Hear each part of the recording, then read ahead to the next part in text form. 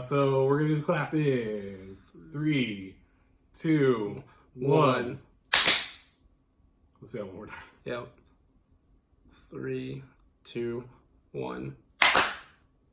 One more time. 3, 2, 1. Are we not getting it at the same time? No. So maybe we should high five each other. There you go. Okay. Okay. 3, 2, 1. All right, that's totally gonna work. I can feel it. I hope so, because that's all I got.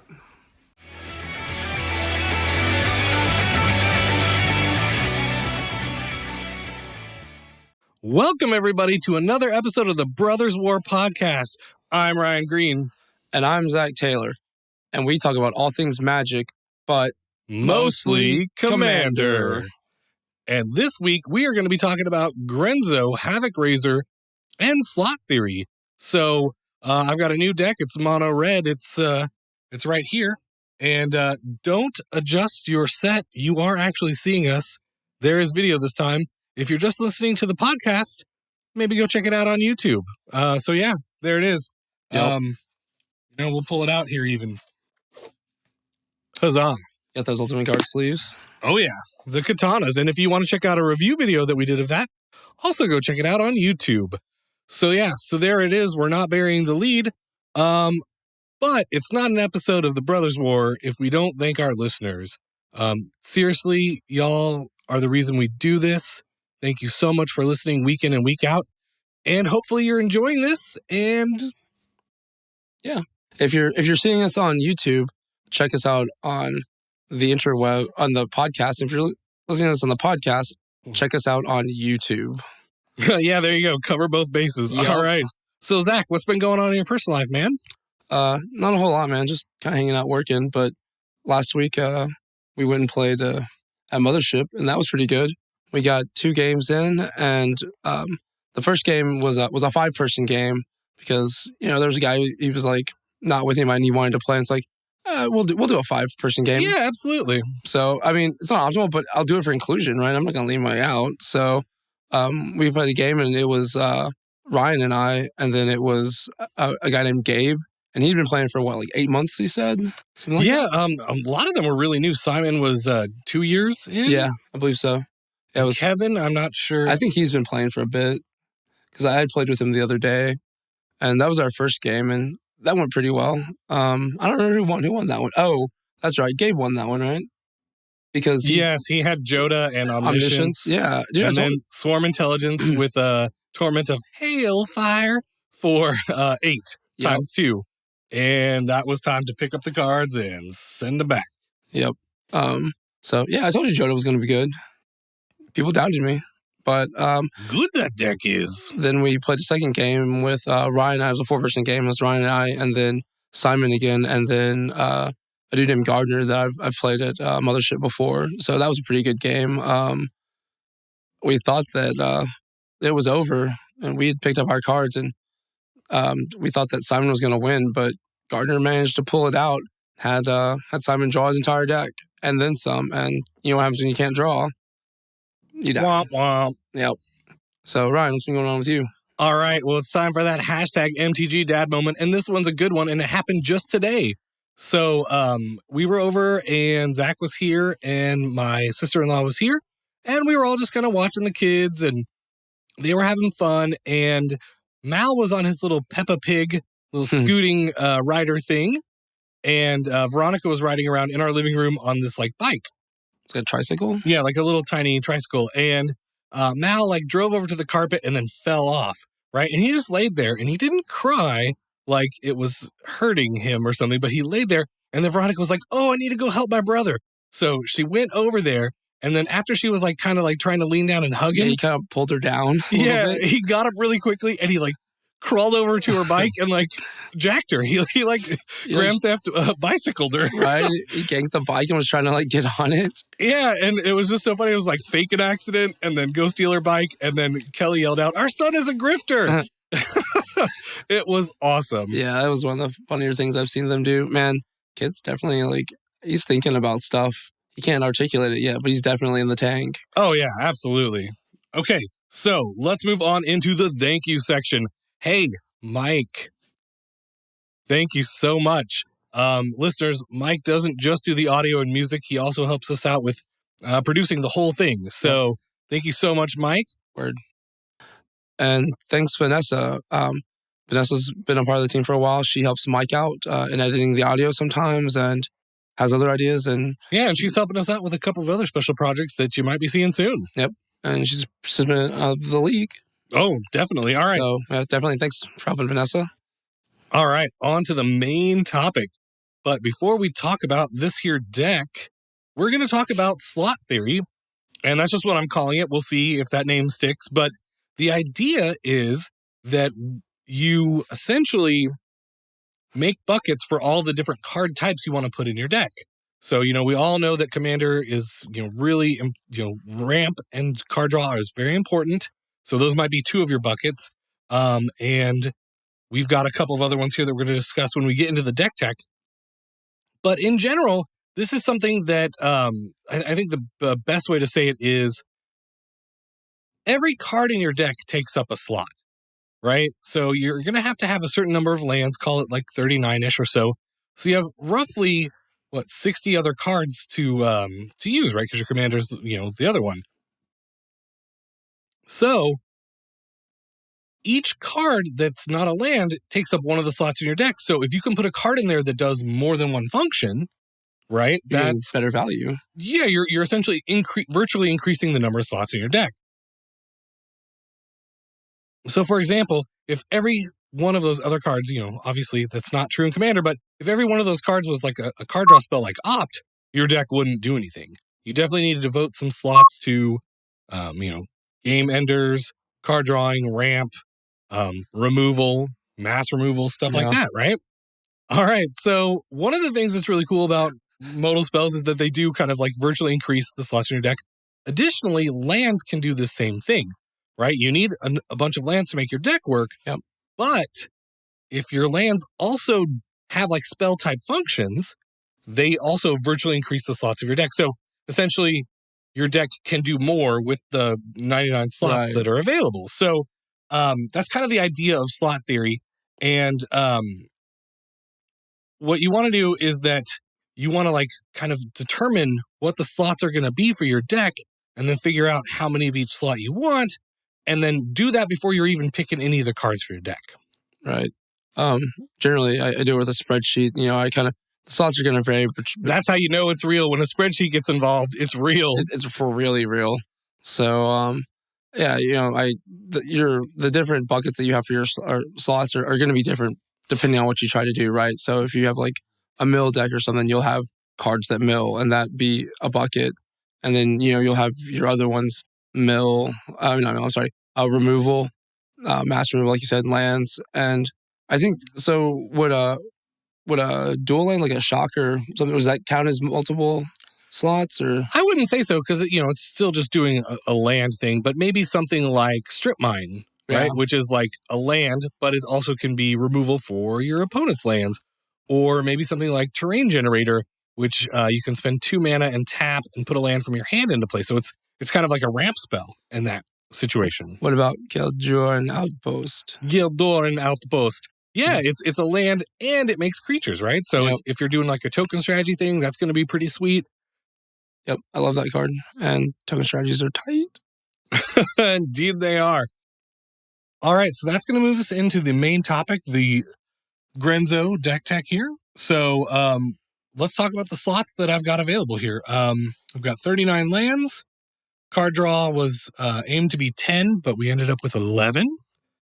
Ramp was aiming to be 10, but we ended up with 12. Never hurts to have more card draw on ramp, am I right? It's true. OPC, Other People's Cardboard, that aimed to be 15. We fell a little shy. We got to 13. Pretty close. Single target removal, we aimed for 4. Got there. Mass removal aimed for 3. Also got there. We've got token makers at 4 and 4 and flex slots just to play cards I wanted to play, right? Because part of the reason I made this deck is that mono red is fun and there's been a lot of mono red cards that I want to play. So let's make sure those get included. Aimed for 9, got 8. So now we're going to kind of go back through them and talk about some fun stuff here. You want to do the land section? Sure. Okay. Pick them up. All right. We're on camera. We've got cards to look at. It's real magic. The first land, and I really feel like this land should be in anyone's any monocolored deck. Nykthos Shrine to Nyx. I think that's a great card. You can tap it for 1 colorless mana, or you can pay 2 and tap it and get mana equal to your Devotion to red. Yep. And Devotion, for those of you who don't know, it's how many basically red symbols appear on your cards in play. I'm not counting lands. And Grenzo is deeply devoted to red. Yep. So that's pretty good. We got Valakut, the Mountain Pinnacle. So it enters the play, it enters tapped, but when it enters the battlefield under your control, and if you control 5 or other mountains, you can have Valakut deal 3 damage to target creature or player. Yeah, and we don't need to read the cards verbatim. We can just say the idea, right? Like Myriad Landscape coming up. Yep. That's a ramp spell, right? Yep, some ramp. Wasteland, that's somebody comes up with a crazy land, Cabal Coffers and Urborg, Tomb of Yawgmoth. And all the new flip enchantments. Yeah. Right? Yep. Once those turn into lands, get them out of here. Yep. Wasteland, or Strip Mine, same deal. Terrain Generator, put a basic land card from your hand into play tapped. That's pretty good. That's ramp. And then Care Keep. And this makes tokens for 1 in a red. Yeah, chump blocking for days. Yep. All right, so that's the lands. The rest are just mountains. So, okay, so next up we got card draw. And like I said, we got there on this. We got some fun ones in here. Endless Atlas is pretty cool. Really good in a monocolored deck. Trying some fun ones like Vance's Blasted Cannons. This card lets you play. So a lot of the red card draw is like impulsive draw is what they call it. And so I included a lot of those in this deck. And this is kind of that same thing. You exile a card during your upkeep, and you can play it that turn. And once you play 3 spells, it turns into like a bolt land. So that's pretty sweet. Speaking of impulsive draw, we've got Commune with Lava here. X red for an instant. You get to exile the top X cards of your library, and then until the end of your next turn, you may play those cards. So it's not as good as like Brain Geyser or Stroke of Genius or something like that. But in mono red, it's what we got. Yep. All right. Prophetic Flame Speaker, that's pretty decent.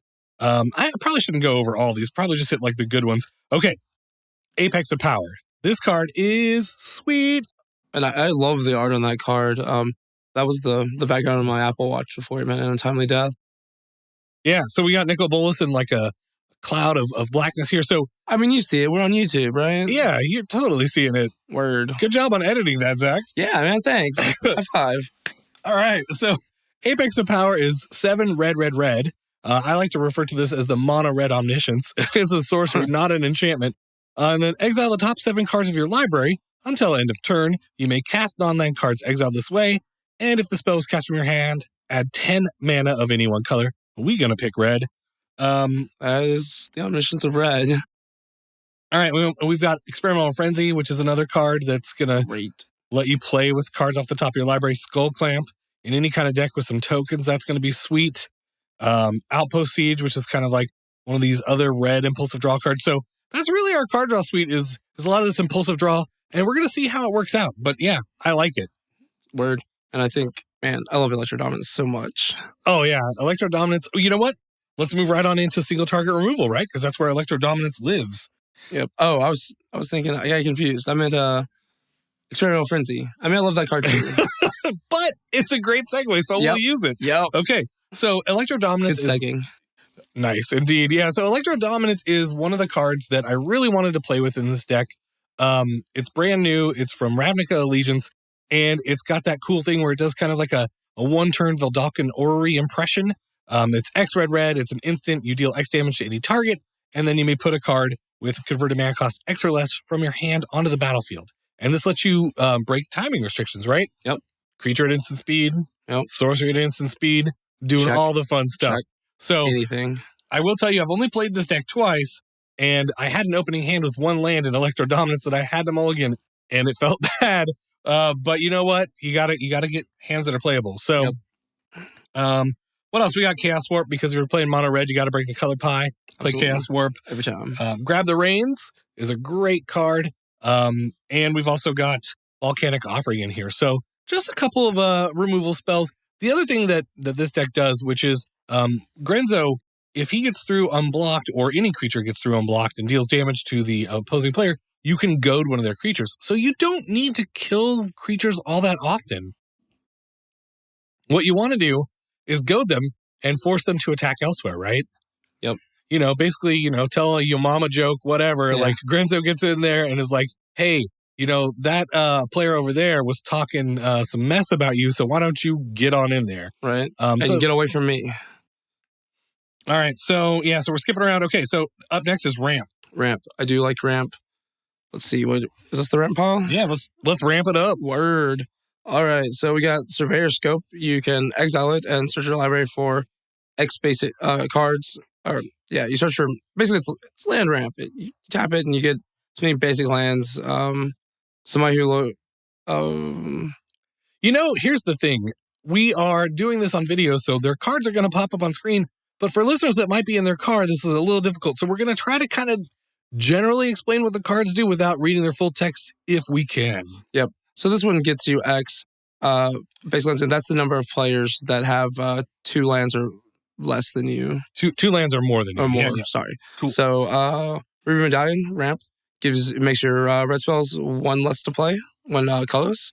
We got Mox Amber. You tap it for 1 mana of any color among legendary creatures or planeswalkers you control. All right, and so I'm going to jump in here on this one. So Mox Amber is a card that I've never played with in a commander deck before, and so that's why I included it here. And I think it's especially good in commander decks where you have a really cheap commander. Yeah. Right? Grenzo only costs 2.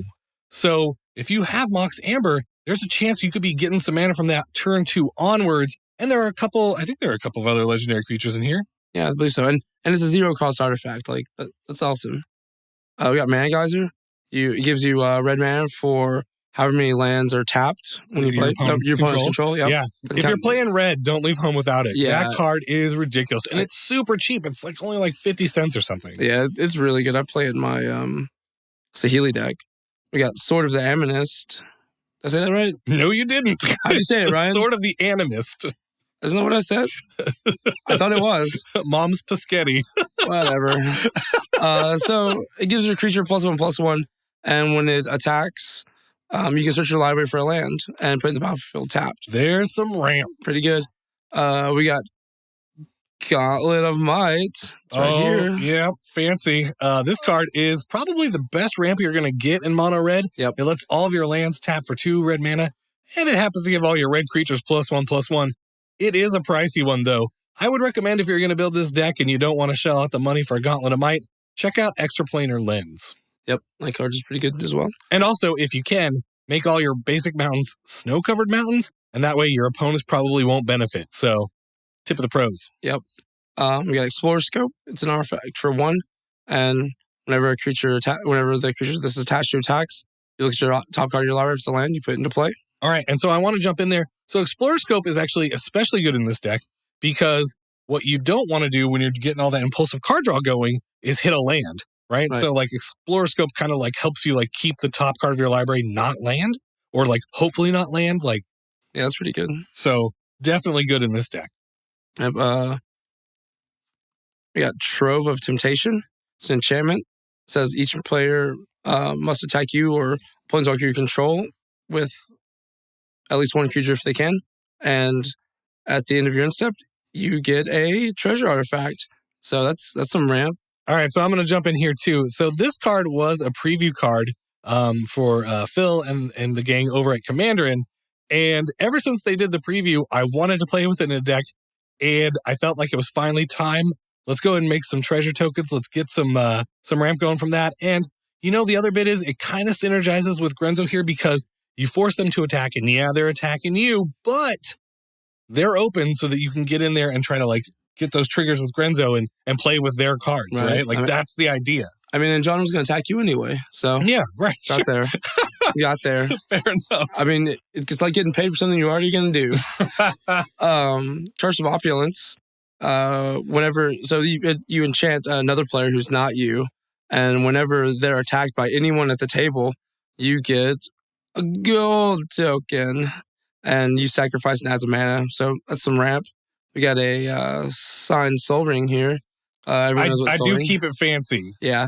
No, Ryan is the fanciest of ladies. So that's all the ramp, and it's pretty basic package, but it's all definitely good stuff. Now to the next category, the really good one. the OPC category. Oh, yeah, I'm going to be playing with other people's cardboard. All right, yeah, so we're going to go deep on this section, right? Because this is the section that is probably like the main focus of the deck. Absolutely. Once again, we tried for 15. That felt about right when I was trying to do the slot theory. Is that right? I don't know. The only way to really figure that out is to play with the deck, but yeah, so we're going to do this. So I'm going to just kind of, let's team up here. Let's do like a little mismatch. Sure. So we'll do 1-1. So the first card on the list is a relative newcomer. It's Captivating Crew, and it's just a 4-mana 4/3 that lets you spend 4 mana to gain control of somebody else's creature until end of turn. And I'm not running like a ton of sack outlets here, right? I'm not trying to make people feel bad when I use their cards. I just want to borrow them and then let them have them back, you know? Yeah, like if you were trying to be mean, you know, you'd have like a Ashnod's Altar or something, right? Yeah. Although there is a mean card and it's in your pile. Can you figure out which one it is? Mindslaver. That's the one. Right? You literally take someone's turn. It costs 6 and 4 to activate, and it just take the player's OPT. Turn. Other people's turns. Right? Like, you just play as them. You take all their cards and do all the good stuff. I do love that, and that goes there.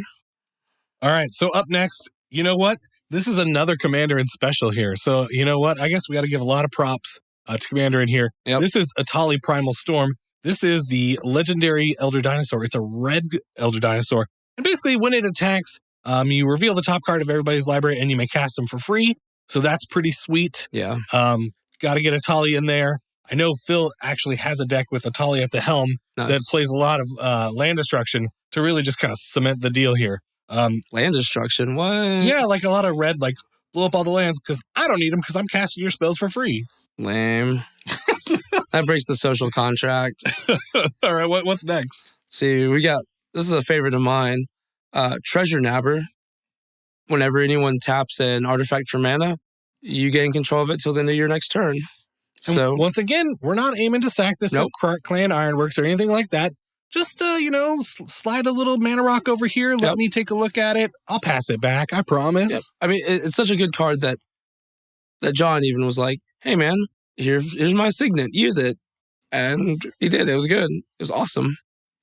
All right. So up next, I've got a favorite here. This is Mindclaw Shaman.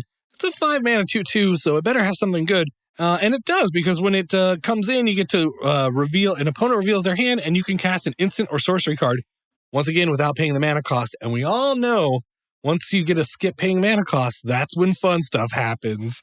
So, yeah, get on that Mindclaw. Yeah, don't need any mana. Word. This next card, I've never seen this card before until Ryan put it in the deck. It's Insurrection. It's an 8 casting cost sorcery. It untaps all creatures, then you gain control of them till end of turn. So that's the whole table, all their creatures, and then you just attack. Yeah, the best part about that is once you take everybody's creatures, they don't have any blockers. Yeah, they're OFB, open for business.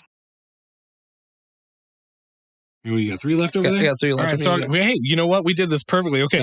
Yep. Direfleet Daredevil is another new card, great in mono red. It's basically the red Snapcaster Mage, and it's 2 mana, 2/1 with first strike, because that matters sometimes, but it lets you play an instant or sorcery from an opponent's graveyard. And you still have to pay mana, but it could be mana of any color. Like, you can spend your red mana to play white spells, totally fine. And Direfleet Daredevil is strong, or quickly becoming one of my favorite cards. Like, it's legit. I really like to put this in a lot of my red decks. It's in my Brawl deck, too. Oh, is it? For the season. Yeah, love me this card. Next card's kind of along the same strategy. It's strategies. I see what you did there. It's a stolen strategy, if you will. It's a 4 and a red, and it's an enchantment. Beginning your upkeep, everyone exiles the top card to their library, and then you can pay it. Basically, all you care about is the CMC, and you pay it with your red mana. So, it doesn't matter the color. You can play whatever from other people's decks. It's pretty good. All right, so next we've got Wild Ricochet. This is just a spell that lets you choose new targets for an instant or sorcery spell and then copy it. So once again, you're just like, that spell that you had there is pretty nice. Mind if I borrow it? This one they do kind of mind. Yeah. But it's really great when somebody does like a really big Torrent of Hailfire or Exsanguinate, because your copy goes first. Nice. Next up we got Hellkite Tyrant. It's a 6/5 for 6, 4, and 2 red. And whenever it deals combat damage, you gain control of all artifacts a player controls. And then at the beginning of your upkeep, if you control 20 or more artifacts, you win the game. And this isn't until end of turn. It's you just take them. Yeah, thanks for the brown stuff. Right. I'll put them over here. You know, the other thing is this deck kind of does have like a treasure sub theme, so it is possible to hit that alternate win condition. For sure. And I don't know. I heard the Commander's Brew guys talk about this card in one of their alternate win condition episodes, and I was like, I gotta play with this card. So now I am. Once again, that's part of the reason of doing the slot theory is put the cards in there that I want to play with. I'm just not always using staples all the time. Yep. You know.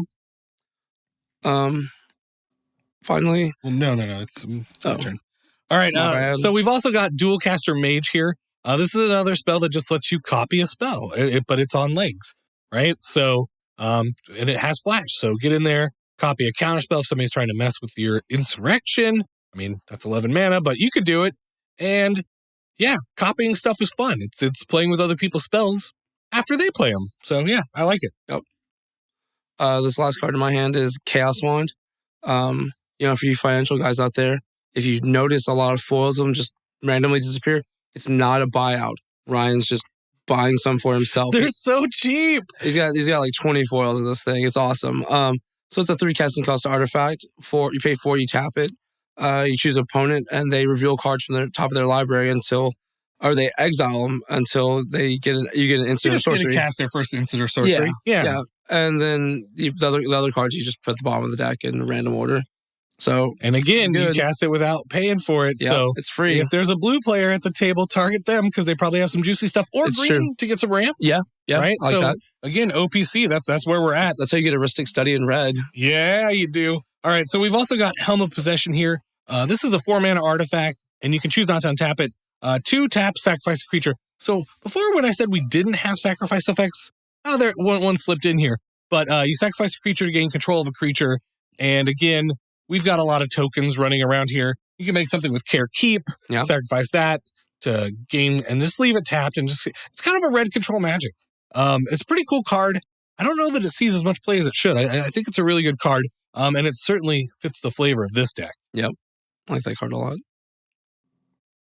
All right, the next slot theory that we're going to talk about for this deck is the mass removal, because, mass removal is really good in Commander, right? It's super good, and sometimes you just want to wipe that board. So I'll start off with Chandra Flamecaller.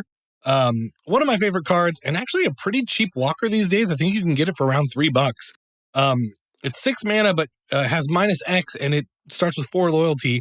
And it says Chandra Flamecaller deals X damage to each creature.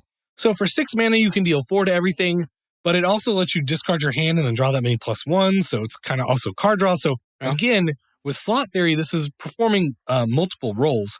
And it also puts 2 3/1 red elemental tokens into play, which can help, get your Grenzo triggers. So this card kind of does everything in this deck. Super good. So what else do we got on the mass removal side of things, Zach? We have Blasphemous Act. It's a card I really like. It's 8 in a red, and it costs 1 less for each creature on the battlefield, and it does 13 damage to each creature. So I rarely see anything larger than 13. Yeah, and it's never going to cost 9, because if it did, you're not casting it. Yeah, right. Like, you probably have like 4 or 5 tokens out, and that's 4 CMC. That's not bad. Well, no, it counts other people's creatures too, right? Oh, nice. Yeah, this thing can get cast for a single red mana. I forget. Other people play creatures. I don't. So, I have like 1 or 2 good ones. So the next one up is a card that, it's another one that I wanted to try out. It's called Indomitable Creativity, and it's X red. So triple red in the casting cost. That's pretty tough. But it says destroy X target artifacts and or creatures. And then for each permanent destroyed this way, its controller reveals cards from the top of his or her library, and an artifact or creature card is revealed, and then exiles the rest. So basically, it's kind of like Chaos Warp a bunch of things. Pretty cool to upgrade your tokens into other things. Yeah. And also just get rid of problematic artifacts that your opponents have. I just want to see if it's good. And I still haven't cast it yet, but that's kind of the point of this deck and the slot theory in general here, which is I want to play with some specific cards, and this is one of them. So, and it can be mass removal, right? Like if they've got some really nasty stuff, like a Consecrated Sphinx or something, Indomitable that stuff. And that's a really nice looking foil, like that. Oh, all right. Like foils. Okay, so next up we've got Commander Synergy, and we bucketed 5 slots for this. And how many do we end up with here? 5. 5 of 5. So we got Disrupt Decorum here. It's 2 and 2 red. And you go to all creatures you don't control. They're attacking, and they're not attacking you. Right, and the reason this is Commander Synergy is because you goad all the creatures, so they go elsewhere. Yep. Now everybody else is open for business, Absolutely. so your creatures get to get in there and goad them again. And it's kind of like this free-for-all party where it's like, everybody attack everybody else, just not me. Right. And I love the flavor text on this. Dinner and politics don't mix, which definitely is a true story. All right, so up next we've also got Urabrask the Hidden. And basically this is a 5-mana Praetor, and all of your creatures gain haste, which is great with Grenzo. And all of your opponent's creatures enter the battlefield tapped. And so again, Commander Synergy-wise, it's going to keep your opponents open for business. Yep. Going to keep you getting in there, attacking, playing their cards, goading their creatures. Just seems really strong in this deck. Yeah, I really like that guy. So next up, we have a card coming up. Thanks, Ryan. You're welcome. It's Flamingo, the Low Blood. Did I say that right? CJ's not here, but yeah, I think so. Okay. Oh yeah, that Hellkite, as CJ would say, had Flample, Flying Trample. Yep. So this is a legendary creature for 2 and 2 red, and it has X, where X is the number of.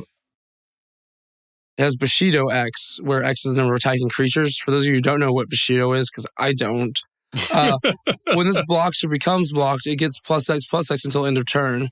That's pretty good. And then creatures opponent controls attack each turn if able. So, if somebody's coming up with their huge creature and it's like, hey, I'm going to go ahead and block that. Well, and it forces all their creatures to attack. So again, It's going to be kind of a repeat of that Urabrask type ability. It's going to keep your opponents open, and that's what we want in this deck. So speaking of that, we've got Bedlam here. This is a 4-mana enchantment. It just says creatures can't block. Yeah, this could bite you, right? This is tough. Yeah. You're not blocking. Scary. But if you've goaded enough stuff, doesn't matter. Nobody's blocking, and you kind of get to start that chain. So seems pretty good in here. And the last one we've got is Break Through the Line.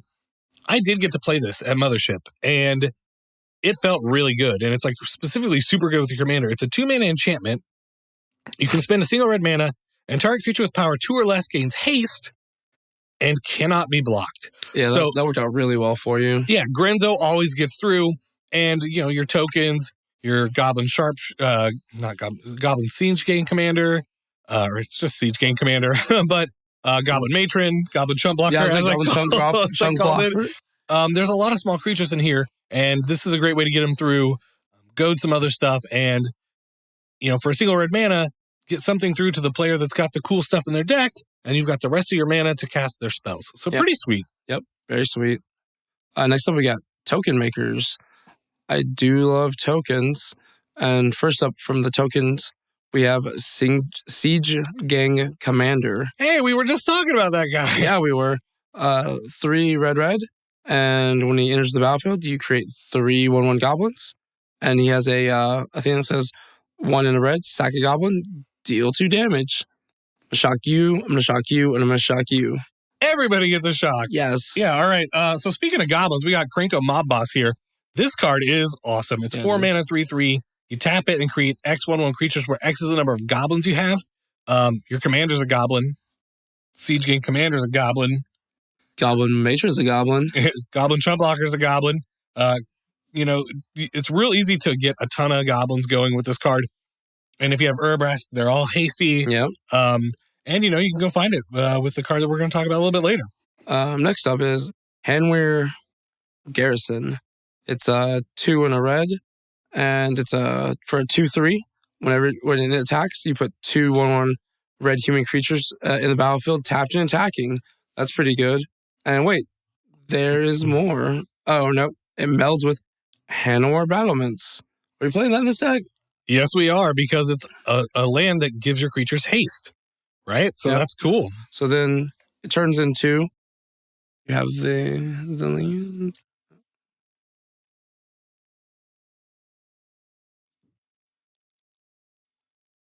By our powers combined and the magic of editing, boom, that thing. Skadoosh. Handwear the Writhing Township. Yep, it's a legendary Eldrazi ooze with Traced, Trample Haste. Is that right? I don't know. Traced it is. Yep, and then when he attacks, you put 2 3/2 colors Eldrazi horror creature tokens into the battlefield, tapped and attacking. So when you transform this guy, he turns into a better version, the best version that he can be of himself. Yeah, he's been going to night school, got that diploma. Yeah. Good job, Hammer. He's in the workforce. They're in the workforce. All right, so next up we've got Tempest Vengeance. This is a great card.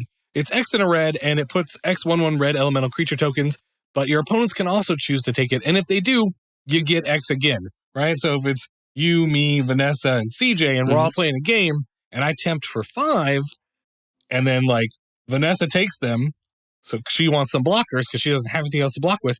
I get another 5, and you don't take them, and CJ doesn't take them. Well, now I have 10 creatures that can get in there, and if Grenzo's in play, that's going to be exiling a bunch of cards to play or goading a bunch of creatures.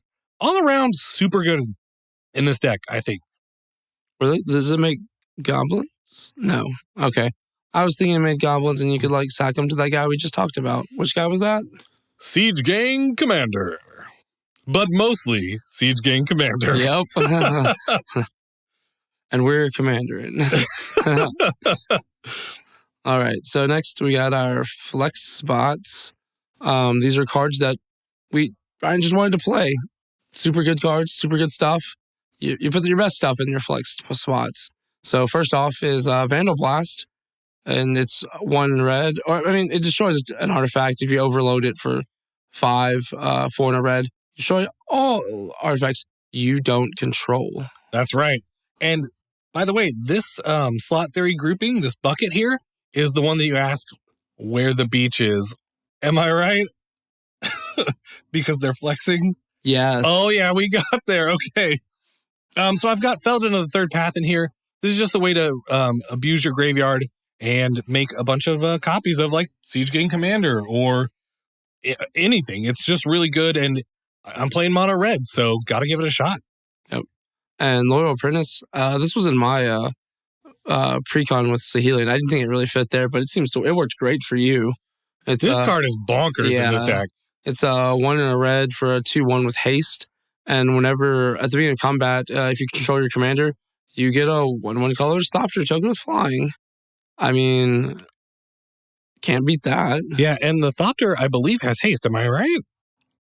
Sure does. Yeah. And so until the end of the turn. Yeah, which is the only time it matters, right? Because next turn you don't care if it has haste. So the reason this is so good in the deck is that a lot of people don't have flyers, and that Thopter gets to get in there right away and, maybe get that 1 card, right? You get that Grenzo trigger, maybe cast a propaganda from your opponent's library or something, and it happens every combat. And it's also a 2-mana 2/1, so people aren't often, like, excited about wasting removal on a card like that. But they probably should, in this deck at least, because it's super good. Yeah, it was real good when you played it. This next card's one of my favorite cards. It's Sunbird's Invocation. It's 5 and a red for an enchantment.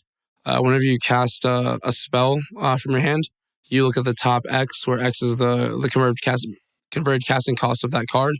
You have the top number of those cards in your library, and you find a spell with CMC with the same CMC, and you cast it. Yeah, super good with Apex of Power. You look at the top 10 and cast it.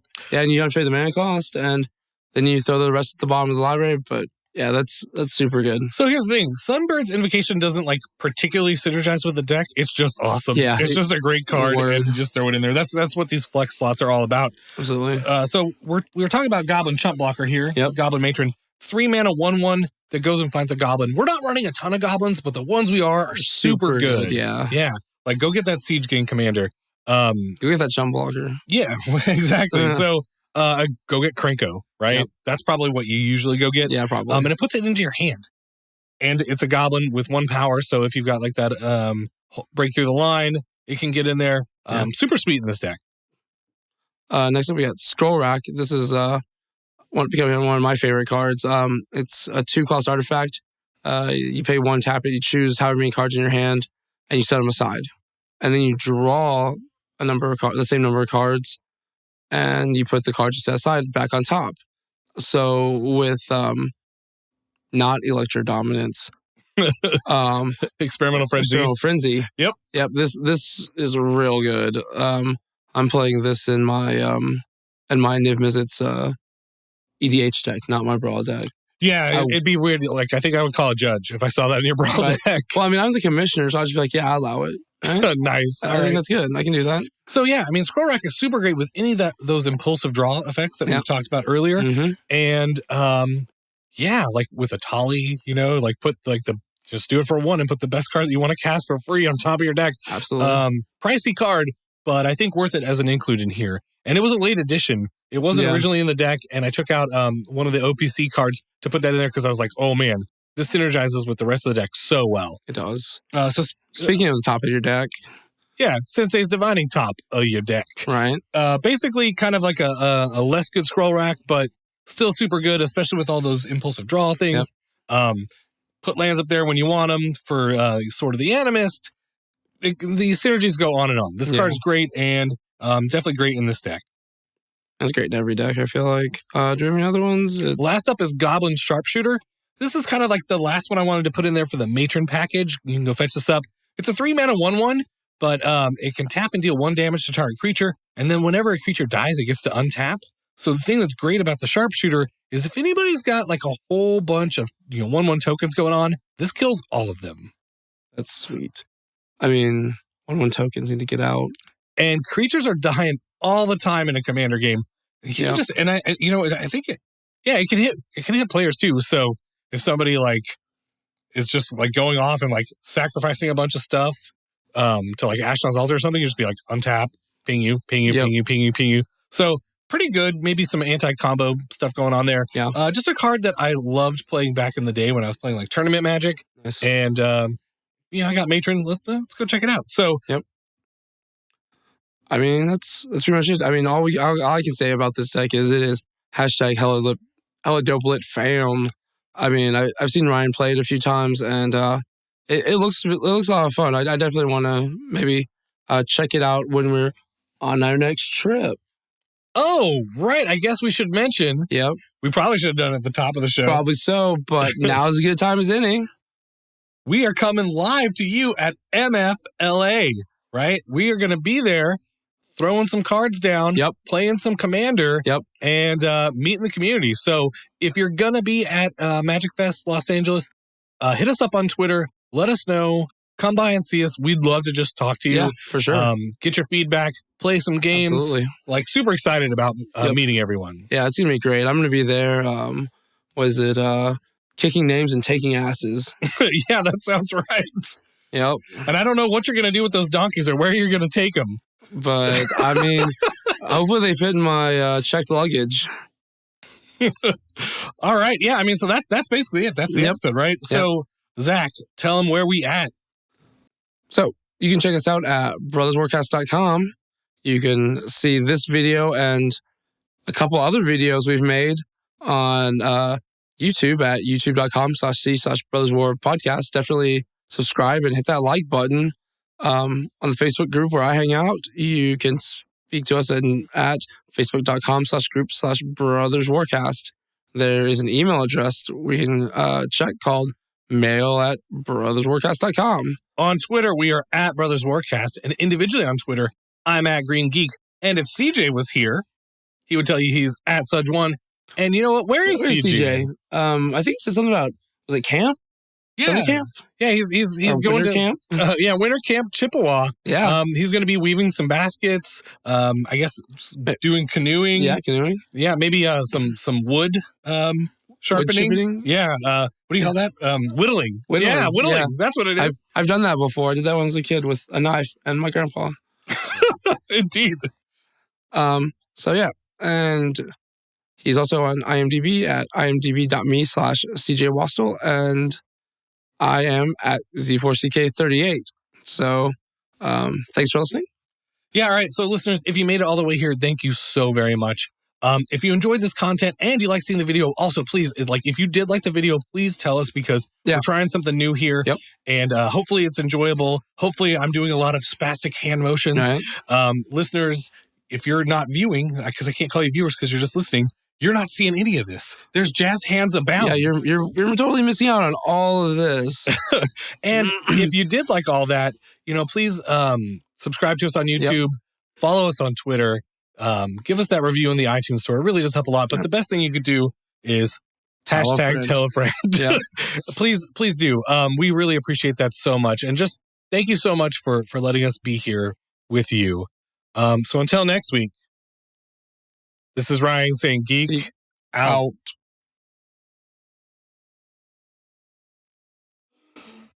Hi, future Zack. If you're watching this, that means I'm still alive.